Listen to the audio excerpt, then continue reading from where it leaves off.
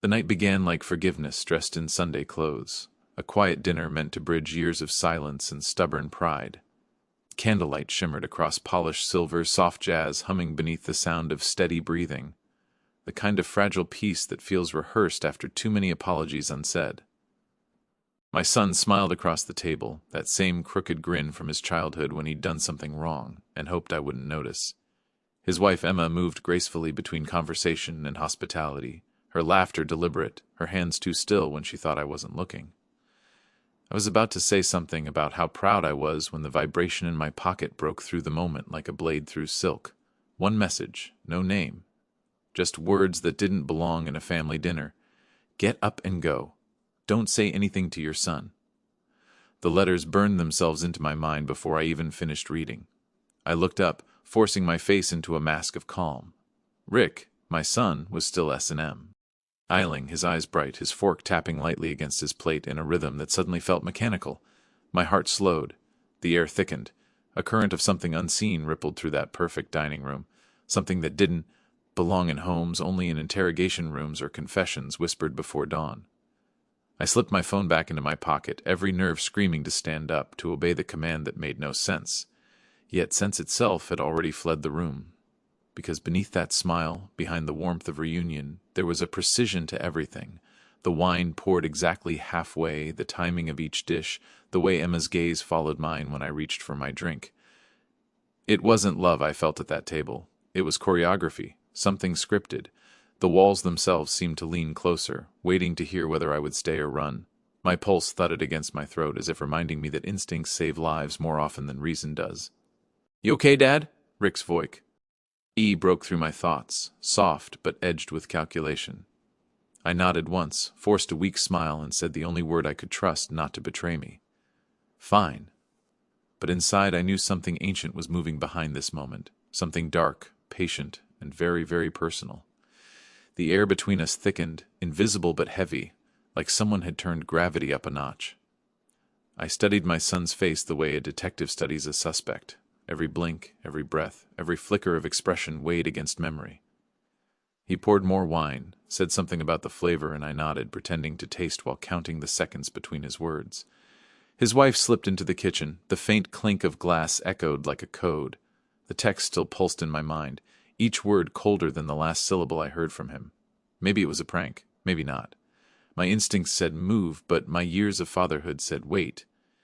He leaned forward, elbows on the table, eyes bright but oddly vacant. "You've been yet, Dad," he said, tone casual, like testing the temperature of water before stepping in. I forced a laugh, the kind that never reaches the eyes. "Just tired," I lied. He smiled again, too slow, too deliberate.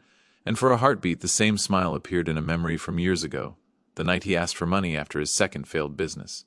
He'd worn that same expression when he was hiding something. I set my fork down, the scrape against porcelain loud enough to make him glance at the kitchen door. That's when I saw it. The second phone, face down beside his plate, screen lighting up just long enough to show a reflection in his wineglass. He noticed my eyes shift and reached for it too quickly. Silence swallowed the room whole. Then came Emma's voice from the kitchen, cheerful but strained.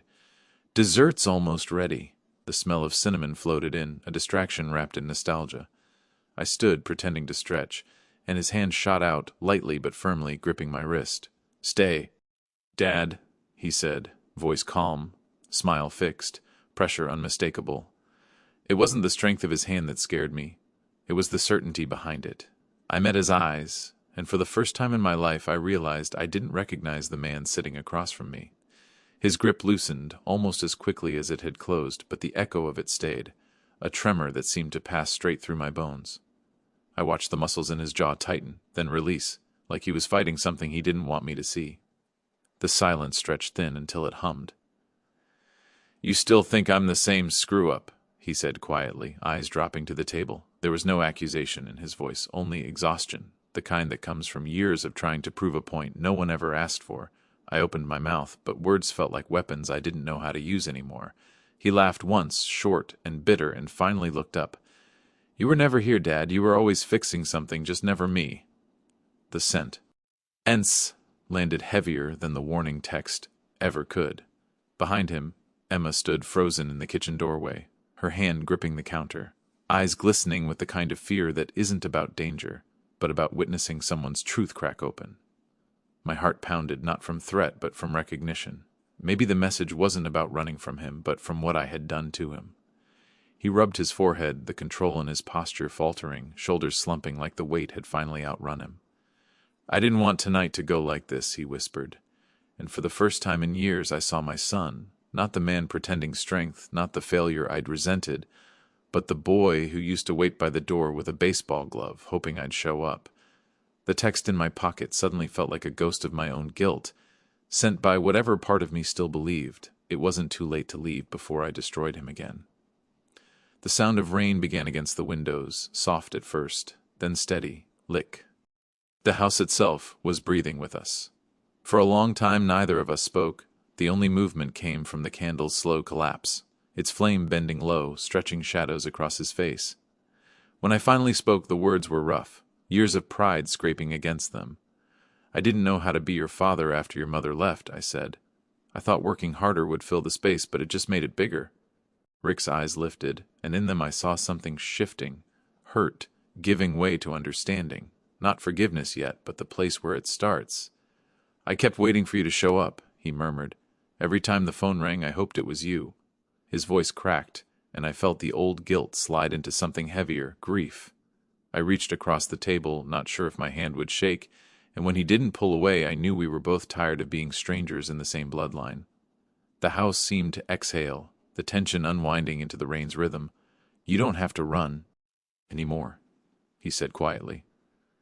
It took me a moment to realize he was talking about more than the dinner, more than the night. I nodded, feeling the years settle, not like a burden, but like something finally set down. For the first time in a long time, I wasn't waiting for the next fight or the next message or the next mistake. I was simply here with him, and it was enough to make the silence feel almost holy. The rain softened to a whisper, a steady heartbeat against the glass, as if the world outside was giving us permission to speak honestly for once. Rick leaned back in his chair, shoulders no longer squared in defense but curved in surrender, the way a soldier might sit after a long war with no winner. "Do you ever think about Mom?" he asked, voice quiet but clear. I nodded, staring at the rim of my glass as though her reflection might still live there. "Every day," I said, "but not the way I used to. Back then it was anger, now it's memory." He smiled faintly, a sad, knowing curve that said he understood too well. "She used to say we were too much alike," he said, eyes flickering toward me. I almost laughed, because it was true. We had the same temper, the same need to be right, the same inability to say I'm sorry until it was too late. "Maybe she was right," I said. "Maybe that's why we kept breaking the same things and expecting them to stay fixed." For a moment the air between us lightened, and we both laughed, quietly, awkwardly, but real. It was strange how years of silence could dissolve with a single shared breath. Emma entered then, carrying 2 cups of coffee instead of dessert. She set them down without a word, her eyes soft but watchful, as if she knew she was witnessing a wound beginning to close. Rick reached for his cup, and I saw his hands shake just slightly before he steadied them. "I'm not perfect," he said. "I don't expect you to be," I replied. The simplicity of it seemed to surprise us both. Outside, thunder rolled far off, not in anger but in distance, like a reminder that storms eventually move on. For the first time we let the quiet stay, not as punishment but as peace. The coffee steamed between us, carrying that faint scent of roasted earth and old mornings, the kind that reminds you life goes on even when you don't want it to. We sat in the hush that follows hard truths, both unsure what to do with the calm we'd made. Then Rick spoke again, his tone softer, almost childlike. "Do you remember the cabin by the lake?" I nodded immediately. I could still picture the sunlight cutting through pine needles, the small dock we built together one summer before everything went wrong. "I fixed it up," he said, glancing at me, searching for reaction.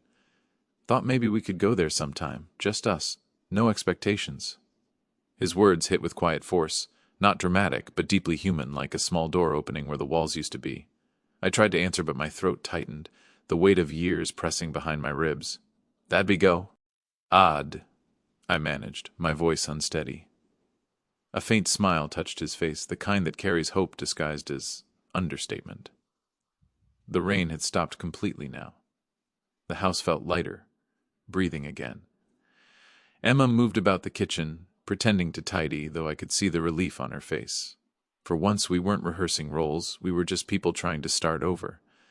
The clock ticked steadily, marking each second not as something lost, but as something given back. When I stood to leave, Rick didn't reach to stop me, and I didn't feel the need to escape. We simply met each other's gaze, father and son, no masks, no blame, and in that quiet exchange, the world seemed to pause long enough for forgiveness to find its footing. The drive to the cabin took longer than I remembered, winding roads lined with trees that seemed older now, their branches leaning closer, whispering the kind of stories only time understands. Rick drove in silence, his hands steady on the wheel, a calmness in him that hadn't existed before. The city disappeared behind us, replaced by the sound of gravel under tires and the slow rhythm of breathing that belonged to open air. When we reached the lake, the water was still, a mirror of gray sky and quiet forgiveness. The cabin stood where it always had, weathered but standing, just like us. He unlocked the door and stepped aside, letting me enter first, a gesture so small yet so heavy with meaning I had to pause before crossing the threshold. Inside, the smell of wood and dust carried old echoes, laughter, arguments, the scraping of chairs on the floor, her voice calling us in for dinner. I touched the wall, feeling the rough grain beneath my fingers, the texture of memory itself. Rick moved around the space, brushing cobwebs, opening windows, letting in the light. "It's smaller than I remember," he said. "No," I replied quietly, "we just grew." He smiled faintly, and in that small shared truth something inside me settled. The ache, the distance, the years that had kept us strangers. The silence between us was no longer a wall, but a bridge waiting to be crossed. The first evening at the cabin passed in a quiet rhythm that felt almost sacred. We built a small fire, not because it was cold, but because some part of both of us needed to watch something glow. The flames crackled softly, their light painting gold across Rick's face, and for the first time I saw peace flicker there, not full, but enough to be real. We spoke in fragments, a memory here, a question there, laughter coming in short, uncertain bursts that slowly grew easier. He told me about the years I'd missed, about the mistakes he'd made and the lessons they'd carved into him. I listened, not as a father offering advice, but as a man finally giving his son the space to speak.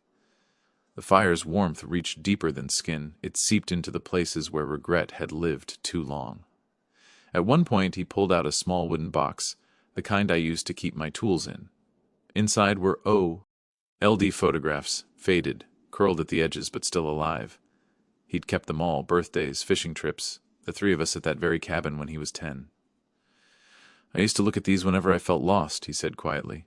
I felt the words land between us, soft but unflinching. "You found your way back," I said, and he nodded, a small, grateful motion. Outside, the wind shifted, carrying the scent of pine and lake water through the open window. It felt like the past was breathing out, finally letting go.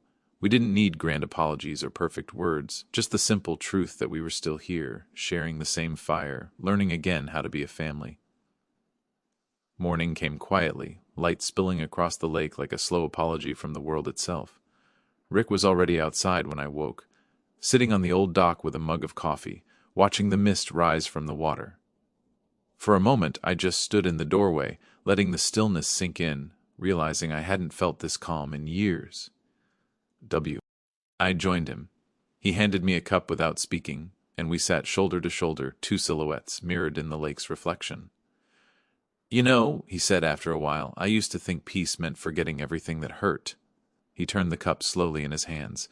"Now I think it just means accepting that it happened." I nodded because there was nothing wiser to add.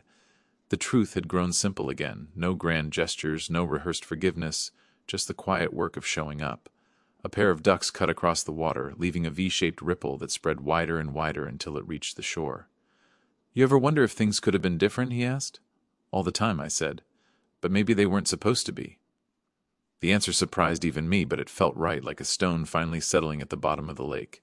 He smiled, small, genuine, enough to tell me that the distance we'd carried for so long had finally begun to dissolve. When he stood and offered his hand to help me up, I took it without hesitation.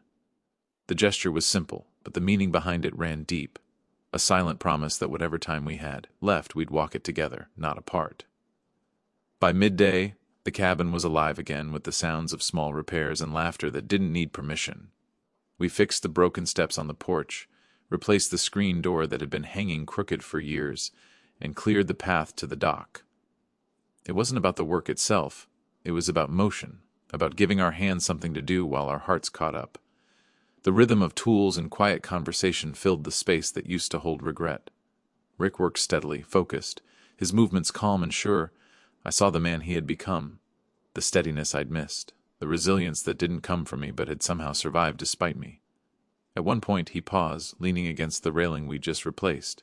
"Mom always said you'd come back here one day," he said. I looked out over the lake, the sunlight scattering across the ripples like tiny fragments of memory. "She was right," I said softly. "I just took the long way home." For a moment neither of us spoke, the air filled only with the scent of pine and the distant call of a loon. When we finally went inside, Emma had arrived with groceries and a smile that reached her eyes this time. She set down a basket of food and kissed Rick's cheek, then turned to me with a simple, genuine warmth. "It's good to see you both here," she said, and it was. The cabin felt fuller now, not crowded but whole. The ghosts that had lingered in the corners seemed to fade into the wood, replaced by the living weight of belonging. I realized then that healing didn't come all at once. It came in moments like this, quiet, ordinary, and real. That night, the cabin hummed with an easy stillness, the kind that only comes when the past has finally been spoken for. After dinner, Rick found an old radio on the shelf and managed to coax it back to life. Tadek gave way to a faint melody, something soft and familiar, the kind of tune you don't remember learning but somehow know by heart. We sat by the fire again, the three of us, letting the music fill the quiet. Then Rick reached into his jacket and pulled out an envelope, worn at the edges. "I found this when I was fixing the attic," he said, passing it to me. It was my handwriting, my old slanted script from years ago. Inside was a letter I'd written to him the night his mother died but never sent. I read the first line and had to stop, the words blurring through tears I didn't expect. "I don't know how to be both strong and broken in front of you," it said. For years that failure had built the wall between us. Rick's voice broke the silence, gentle but firm. "You tried your best, Dad, I see that now." His eyes shone in the flicker of the firelight, no blame left in them, only understanding. I folded the letter carefully, like something sacred, and set it on the mantel. "I'm sorry I didn't say the words when they mattered," I said quietly. He shook his head.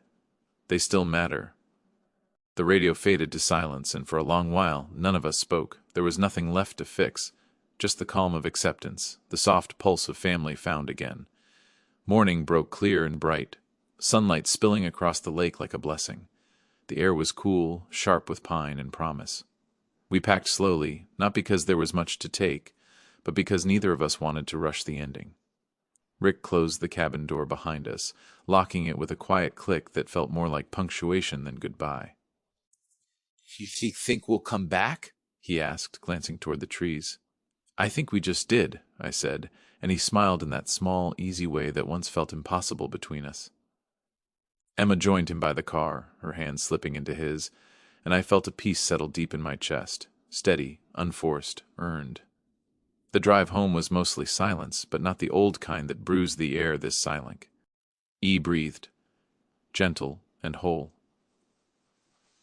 When we reached the edge of town, Rick pulled over near a diner that looked exactly as it had 20 years ago. "Breakfast," he said, and I nodded.